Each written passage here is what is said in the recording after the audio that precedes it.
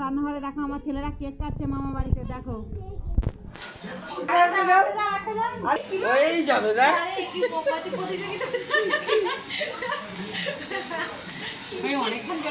Happy birthday to you, happy birthday to you, happy birthday to you, happy birthday. মাইকে ধরো। আবার একটা কাটো। এটা কেক না, এটা পাথর। হ্যাঁ, কেক প্রচুর শক্ত হয়েছে। এটা ভিজে ছিল নাকি?